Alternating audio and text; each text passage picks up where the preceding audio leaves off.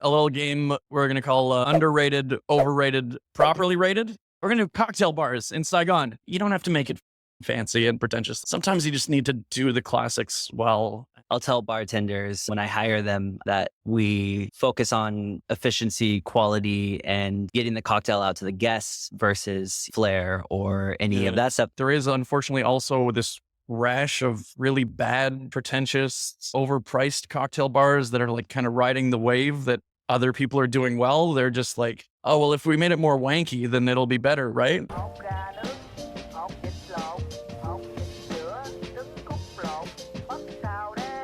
Welcome back to a Vietnam podcast, the Saigon Sunday sessions. These are special episodes we put out every Sunday. Bit more of a casual conversation with some of my friends in Saigon and some of the people that I meet along the way. Remember, if you like a Vietnam podcast, follow, subscribe, turn on notifications. Now, really excited for this Saigon Sunday sessions. We're back here at Alibi where we've been before to do episodes. We're back with Tyler and Misha, who've been on the podcast before. You know these guys. And we're going to do something really exciting today. And this is a brainchild of Misha Smith. Well, it's a complete and shameless ripoff. Shout out to Ryan Russillo podcast. If you like sports, check it out. But yeah, we're going to do a little game we're going to call underrated, overrated, properly rated. Each week or whenever we like, we're going to pick a different topic about related to Vietnam. And we're going to have a little discussion and decide whether that thing is overrated, underrated, or properly rated. And since we've got Tyler, the specialist, the man behind the bar, the bar behind the, we're gonna do cocktail bars in Saigon. Cocktail bars in Saigon as an industry. Do we think they're underrated, overrated, or properly rated? All right. So thinking about bars and Vietnam, it's one of those things where I have to think about, we're talking now, and I think we are. If we had talked about past, present, I think it'd be different. But as of right now, I personally feel like cocktail bars are a little underrated at the moment. And like I said, if I would have said past, then I think maybe at one point they were almost at that point of properly to overly overrated. But at the moment, I feel like there's not enough cocktail bar hype in the city. In certain districts, in certain areas, there are, and that might change on different districts in different cities. But overall in Saigon, I would say underrated. Okay. Yeah. So it brings me back to the early days of cocktails in Saigon, for my early days, which you literally went to get a street cocktail, which was so Vietnam. It was like plastic stools set up randomly. Like the rum bar. Yeah. But I remember those places were so cool, so cheap. Plastic stools. I remember one night we spent the whole night traversing Saigon when we first got here, trying to find this street cocktail bar. We were on their Facebook, we're kind of like, where are you? And then eventually it'd been closed down. But that for me is how cocktail bars started in Saigon. Mm-hmm. Where it is now, it's completely different. Oh, it's insane. Well, I'm just thinking, I don't even know, are they underrated, overrated, or correctly rated right now? By who? By tourists, by Vietnamese, by expats? I would say it's a mixture of our own opinion and also our feeling of the general consensus of people who live here. I don't really care what tourists think about Saigon or Vietnam or cocktail bars. Not many tourists coming to Saigon for a cocktail bar. Or maybe I mean, more and more maybe. Like I know a lot of, from my brief time in the spirits selling industry, I know a lot of local cocktail bars are really trying to make a push for the Asia's Best 50 or Asia's Top 100, whatever it is. And to do that, you have to really compete in that arena, you have to send your bartenders internationally to do guest shifts, as well as bringing in bartenders from other countries to come in and do guest shifts at your bar and it's a lot of politicking and all that, but it's also, it's a great way for these bars to get international recognition and hopefully to have Saigon be more of a destination in Asia, different cities pop differently. And, when I go to Singapore or Thailand, the cocktail bar scenes there are different than here. They're older, they're more established. in some ways more professional, in some ways maybe not.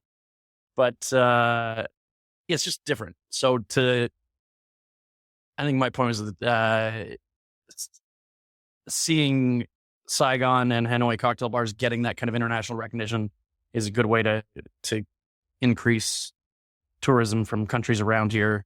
I don't think anybody in Canada is looking at like, oh, they got one of the 50 best cocktail bars in the world is in Asia. It's like, oh, maybe we should go to Vietnam this summer, honey. So Neil, did you want to give your verdict? Overrated, underrated, or properly rated?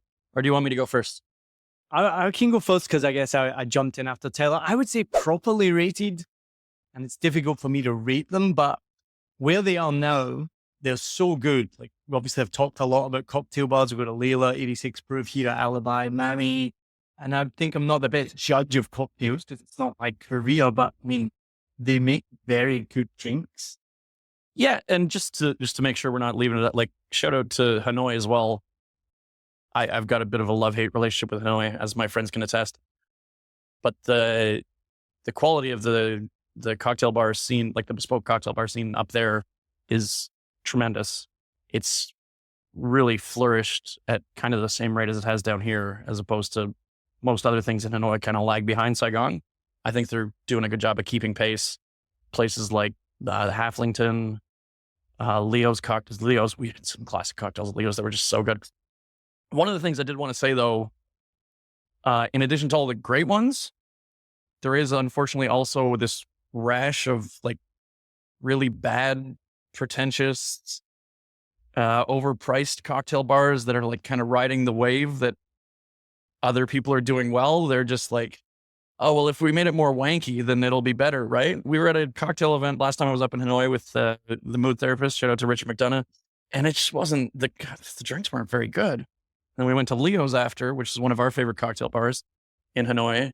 And we just got some Boulevardiers and old fashions. I was like, there you go. Like, why? You don't have to make it fucking fancy and pretentious. Like, sometimes you just need to do the classics well. And that's, so yeah, I'm not going to obviously name any by name, but there are, I think, too many cocktail bars in Saigon and Hanoi that are focusing more on the flourish than the actual quality of the drinks. So you guys are in the industry, right? So you see that more. See, I probably don't see that. I'm a creature of habit and just keep going back to the same ones that I know and love. But what somebody did tell me was, and maybe this ties in, is a lot of young bartenders, they come in, they learn a bit about running a bar or working behind a bar, and within 3 months or 6 months, they're like, oh, I'm leaving to be a Flair artist. Have you heard this? And then they want to go and work in some fancy cocktail bar where they're going to do Flair. I don't go to those bars in the first place, so I don't even know if they exist. Yeah. But are those the kind of places where people are like substance over, or what's the phrase? Style over substance. Style over substance, that's a phrase. I don't think I've ever seen a single Flair bartender in Saigon. I'll tell bartenders when I hire them that we focus on efficiency, quality, and getting the cocktail out to the guests versus, Flair or any of that stuff. I think there's a time and place for, I think it's a skill, and I think it's actually very impressive when they can juggle and do all the crazy things that they can do in Flair tending. But I think there's a time and place for that. You want to impress, a group of friends or a date or something, and you have a bar specifically that specializes in that, and you're willing to wait 10 to 15 minutes for a cocktail. That's the time and place. But you want to go out on a date and order a drink and get it. Like, that's definitely not something you want, right? But I don't know. I don't think, as far as I know, a lot of the bartenders that come out of the woodworks are from a group called First Footsteps, a great bartending school. And they teach small Flair there, but little things like flipping the shakers and stuff like that.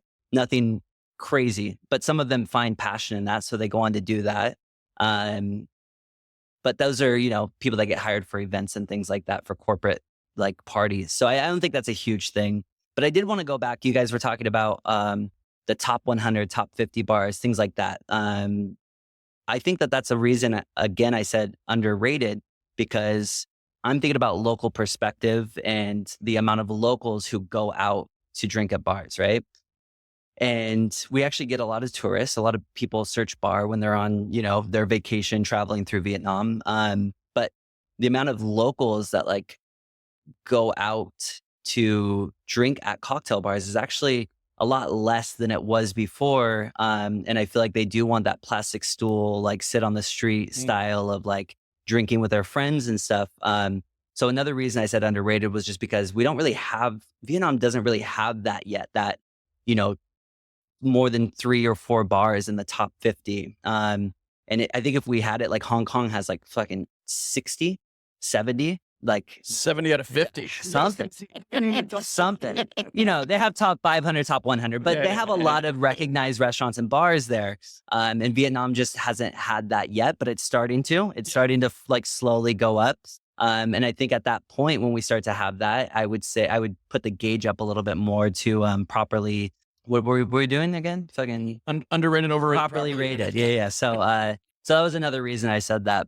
Do you think you mentioned about people miss the plastic stool places? Yeah. Do you think they're still out there? Do you think, they're still out there, right? Do you think that could become, because, Vietnam is so special and it has these little quirks that make it so unique. Do you think that could become like a thing? I don't know how else to say it, but like people are going to set up plastic stool cocktail bar. I mean, but a friend of yours just opened a place on Tan Viet Chan, right? 90K cocktails. Like, and that's exactly what it is. 90K. Everything's 90K. It's stools on the street.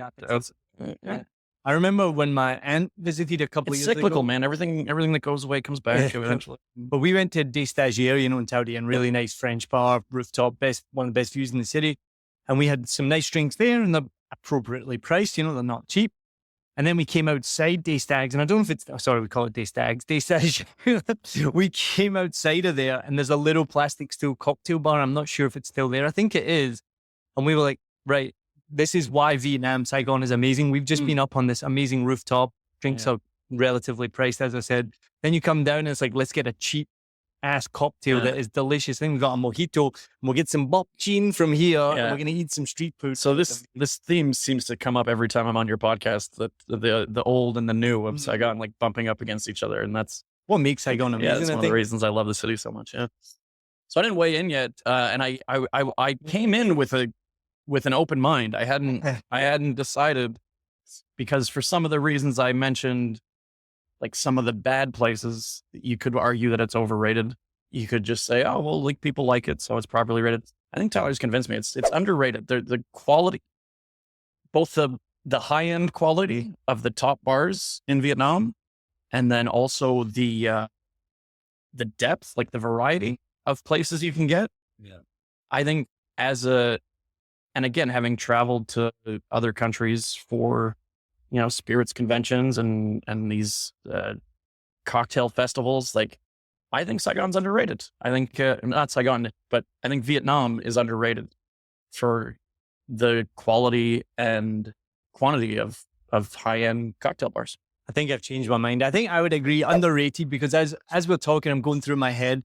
Yeah. I'm thinking of like Stir. It's one of my favorite places, hidden down a back alley. Yeah. The Bin Tan Market. That's 1914 has just opened, was really nice. We went to this new place last week. Bartender gave me my Negroni, and he's like, can you tell me how it is? Is it too sweet, too bitter? So I had a sip, and I was like, oh, actually, yeah, it's a little bit sweet. And he's like, okay, let me fix it. Went and fixed it. Oh, you were that guy? Yeah, Neil, he's always that guy. No, I was that Bottomless guy. from us. Yeah.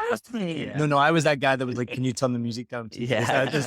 There's 2 of us in here. It's 5:00 and it's absolutely blasting. Just a couple notches. But I think of ATM. How was the quality? It was Bruce Springsteen at the time, I think. Yeah, it was okay. It wasn't bad. But I think of ATM. Is that still there, where you have to go through like it looks like an ATM again, down a little street? What's the one that I'm just Baron? That's still there, right? Have you been to Baron? I haven't been there in years. I think if we're talking about opening a cocktail bar, that's overrated. Why is that? I just think that a new one opens up every couple hours. Like I think it's always growing, but it's not rated at the point where I feel like it should be able to grow as much as it is, because every time, one shuts down, I feel like 5 more open. It's that kind of thing where I would say it's a little oversaturated almost in certain areas of Vietnam, like super oversaturated. And that's not a bad thing, I don't think. But if we go back to Misha's, our customers, yeah, for us as customers, that's right. in that we're spoiled for choice. That's right. Yeah. Obviously, it's kind of a drag on the industry Yeah. that like some of these places just aren't going to make it. Yeah. Yeah. Which sucks for them, but also, do better. Yeah. Distinguish yourself if you want to. Like obviously any conversation about cocktail bars, we got to mention 86 Proof with Mammy over there in Tadian on Suntui. Two of our favorites. Like, this place opened across the street from 86. Yeah. So they're like, oh, they're busy all the time. We'll be busy all the time. That's right. And it's nobody's ever there. I think that's the mindset, especially in Vietnam. You have a street that's dedicated to all the things that you need, right? You have a whole street that's just glassware. You have a whole street that's just metal. Like, that's how it is. So to have a whole street, which is near here, if you want to buy a safe, it's just all these safes. Yeah. So that's very much like Vietnam, to be like, hey, they're doing this on the street and it's working for them. Let's just open up next door. But that's the whole thing is, there's these top bars amongst all of these different bars that are in an area. And those probably stand out because the passion behind it, the amount of training that goes into, quality and things like that. But that is kind of a dime a dozen. Like that's not, it's not really necessarily something that is, it's not going to be every other bar you go into or every 10 bars you go into. That's why the ones that we know so well stick out so much. But even in that regard, like, are they packed like they are in other countries every single night? I would say that that's another thing that just kind of affirms my whole like underrated, because I feel like in other countries you go to those bars that are top and it's just full of locals. And here, no matter what, there's never really a lull. It's always that. We were in Hong Kong last year and we went to the Iron Series, I think it's called, because they have loads of, I don't know if you've been, they have loads of little Iron Series all over the place. Yeah. And that place was absolutely heaving, like you said, like shoulder to shoulder packed, no happy hour. Yeah. Not like come in and leave. It was just absolutely packed, and not tourists, like you said, like locals. And there's nothing worse than going to a bar and you're the only people there. Yeah. You want atmosphere, you want it to be busy. So in terms of you guys saying like there's oversaturation, which I hadn't really thought about, but that's what makes 86 Proof so amazing, because it's always busy. You go and that's like Layla, a lot of these bars that have been established, they've been here for a long time and they're known for that in that area. That's how like, okay, this place is obviously lives up to what it is. And that specific bar might be something that's properly rated in terms of the people who know it and are going there and stuff. But to put the cocktail bars as a whole for the whole country, I would say that's, like I said, a dime a dozen. Like, you don't get those every, every district. It doesn't happen. Yeah. I think you're using dime a dozen. Yeah. What is dime a dozen? Hog using. When I said it, I was like, a dime a dozen is a lot. You can find them anywhere, right? Yeah. I messed it up. They're cheap and plentiful. Oh, okay. Yeah. I messed it up, dude. You meant the opposite. I meant the the opposite. opposite. All the time I use phrases and I'm like, is that right? Diamond in the rough. Diamond in the rough. It makes two, because 10 to a dozen is 10 every 12, right? Dime a dozen. What does that mean? It means you can buy 12 for 10 cents. Oh, yeah, dude. They're everywhere. See, I messed that up. Talking about 12 cents, I wanted to ask a question, especially to you, Tyler, as a bar owner, right? I want to talk about cost, because cocktails are known to be expensive, especially in the West. People come to Vietnam, when we're talking about tourists, they think because it's cheap, right? Which does Vietnam a disservice, because people, that's not what Vietnam's about. But then even we have locals as well who are not maybe prepared to pay 250, 300 a cocktail. Yeah. Where does price come into? Are they appropriately priced when you compare it to other countries? This is things that most people don't think about when they walk into a bar, because you go into a bar, you think, okay, I'm in a country that's relatively affordable, very affordable. But then you start to think about, okay, what makes it affordable? It's not the cost of alcohol, because that's the same. The cost of spirits. Cost of spirits, sometimes more expensive if you're importing them. Like, those spirits are always going to be that price. The things that you could probably, help on are like rent, amount of staff that you have, all of these fixed costs that accrue, right? So if you walk into a place and it's just a tiny little shack, like, I don't know, let's say Lost and Found or something. And there's only, there's the living room, and there's a couple staff, there's one or two staff.